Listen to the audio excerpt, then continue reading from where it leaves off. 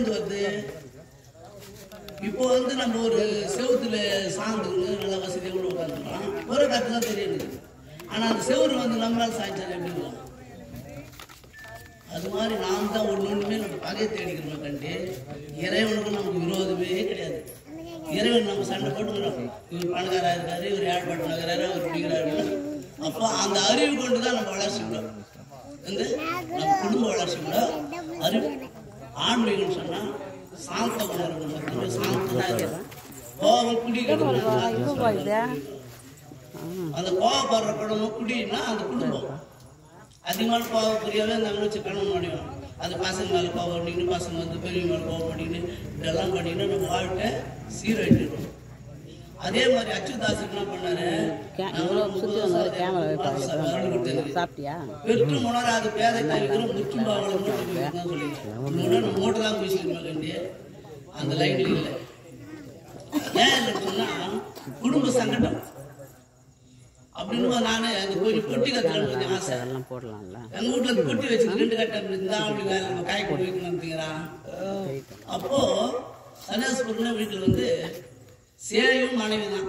சேயின்னா குழந்தை சும்மா இருக்காது. தங்கச்சி பேர் வச்சா நம்ம வெளியே பண்ண அப்படின்னு வீட்டு நல்ல பொண்ணு வந்துடும். அப்போ அதுங்களெல்லாம் அன்பா பேசி அன்பா வச்சு நம்ம நல்ல மாதிரி நல்லதே கேட்கணும்னா, நல்லதே சொன்னோம்னா, நல்லதே பார்க்கணும், நல்லதே கேட்கணும். வீட்டுல கோவப்பட்டா எங்க அப்பா கச்ச நிமிஷம் திட்டினா கூட எனக்கு சிரிப்பு தான் வரணும், எனக்கு கோவம் வராது. ஒன்றும் சொல்றேன் நீங்க அவங்க பெரியவங்க. இப்போ நான் தப்பு செய்த சாமி கூட திட்டலாம், நான் ஒரு சீசன் வச்சுக்க தவறு செய்யுதுன்னு அவர் சொல்லலாம். ஏமாறு மாதிரி நான் குரு செய்த நீ இப்படி அப்படின்னு சொல்றேன். தவறு செய்தா திட்டுவாங்க, நல்ல மாதிரியான வேலை திட்டுவாங்களா? யாரும் திட்ட மாட்டாங்க. அதனால வந்து நம்ம என்ன பண்ணணும்னா சிந்தில் செயல்படணும். எது ஒரு வேலையுமே சிந்தனை செய் மனமேன்னு சொல்லிட்டு மகான் பாட்டு எழுதிட்டாங்க. ஆனால் பாட்டு எத்தனையோ பாட்டு 12,000 பாட்டு எழுதிக்கிற அச்சுதாசர். நம்பி வாழ்நாளவே நாக்காத. நம்பினா இந்த புற வாழ்க்கையை நம்புறோம், நம்ம அக வாழ்க்கை நம்மள அருள் பெற்றுக்கிறோம்.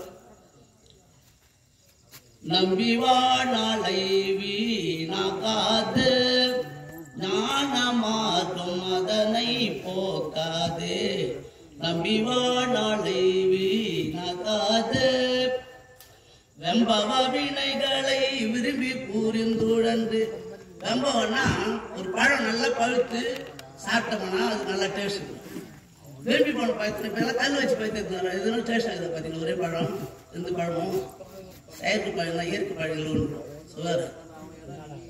அப்போ இந்த வாழ்க்கை வந்து வெம்பி போன பழம் மாதிரியா மண்ணாசை பெண்ணாசை பொண்ணாசை மக்கள் இவங்கெல்லாம் எல்லாம் மக்கள் சுற்றத்தாரு பங்காளிங்க மாமனாரு இவங்கெல்லாம் சொந்தக்காரெல்லாம் உறவினர்கள்லாம் வந்து வெம்பி போந்துடா. இது அத்தியாவசிய நம்பி வாழணும். அத்தை நம்பாத, குரு சொன்னாரு அங்க பிடிச்சிக்கோ.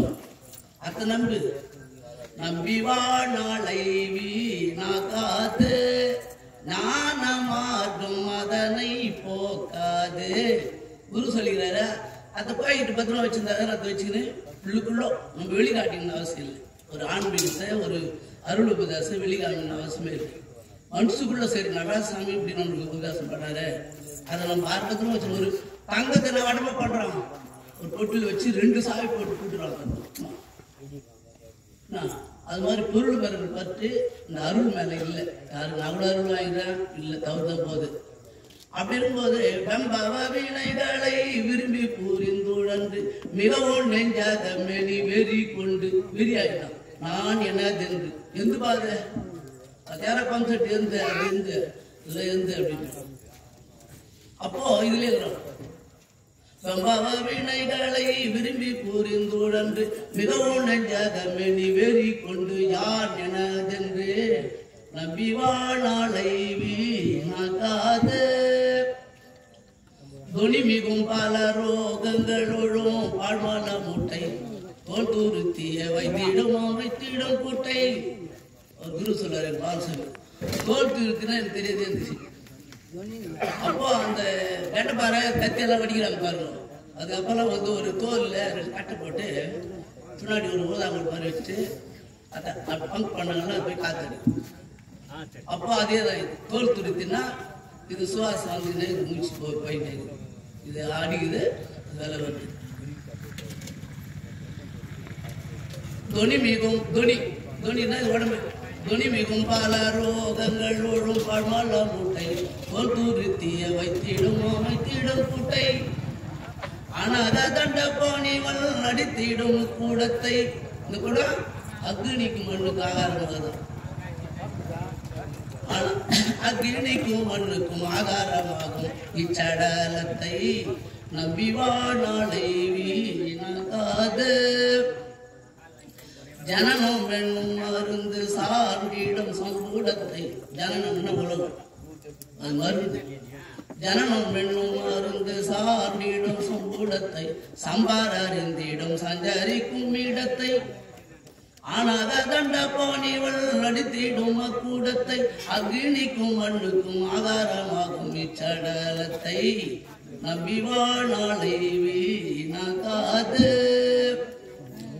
பூரண பொருள் ஒளி புத்தருளும் தரகத்தை பூரண பொருள் ஒளினா எத்தனையோ ஒளி இருக்குது நல்லா லைட் போடுறோம் ஒரு சூரியன் வராது சந்திரன் வராது அதெல்லாம் ஒளி பூரணமா குரு சொன்ன பூரணமா அவங்க வந்து நமக்குள்ள ஒரு அருள் ஜோதியை காமிச்சிருக்காங்க அந்த ஜோதி தான் உயிர் நம்ம அது உயிர் தெரியாத ஜோதி ஜோதின்னு சொல்லிட்டு ஜோதின்னு சொல்லிக்கிறோம் ஜோதின்றது உயிர் உயிர்ன்றது ஜோதி பூரணமாக தான் அது பூரண பொருள் ஒளி பூத்தருளும் தாரகத்தை பொருந்தினவருக்கு பொழியும் அச்சுத மேகத்தை அது யாரு பிறந்தாங்களோ அருள் பெற்று அவங்களுக்கு அது விலகும் பூரண பொருள் ஒளி பூத்தருளும் தாரகத்தை பொருந்தினவருக்கு பொழியும் அச்சுத மேகத்தை அச்சுதன்னா ஒரு டூ வீலர்ல பொருள்கள்ல ஒரு அச்சின்னு ஒரு ஆணி வரும் ரெண்டாவது அதுதான் அந்த வண்டி ஓட்டின்னு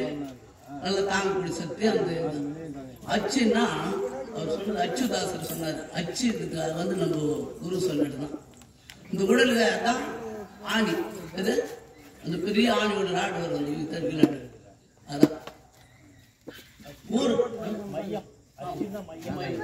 அது மாதிரி ஒரு இது வித்தியாசம் சொல்றாங்க சில தப்பு இருக்கா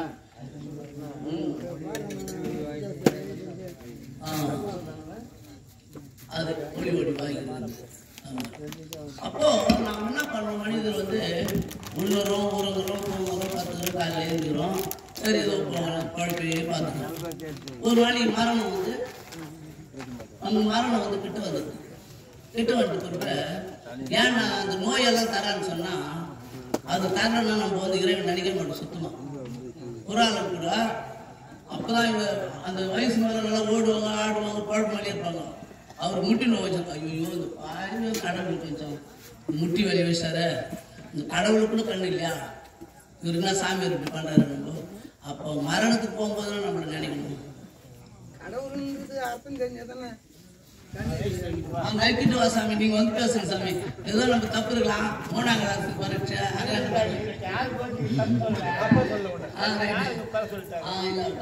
பரீட்சை போட்டியில அது மாதிரி நாம வந்து வாழ்றதே வாழ்க்கை சரியில்லை எல்லாம் என்னோட சேர்ந்துதான் பெரியவர் இருக்காருன்னா அவர் பேசுறாரு குடும்பத்துல யாரும் ஒரு பையன் என்ன பண்ணா அவன் அப்பா சொன்னாரு கைட்டு காய்ச்சிக்கிறா மோட்டர் விட்டுவாடா போய்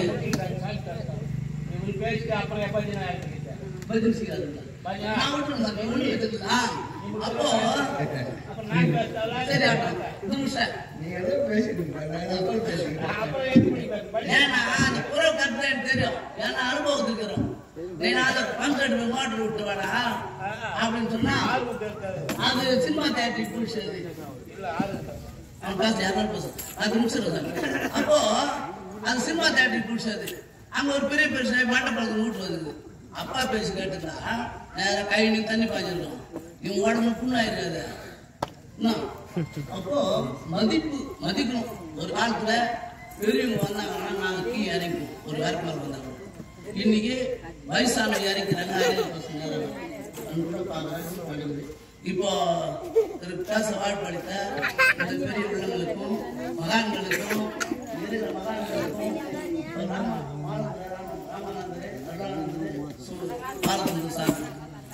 அவங்க ஆசீர்வாதம் விட்டு நான் பேச்சு இடம் கொடுத்த குரு நடராஜசாமியை கிடைப்பது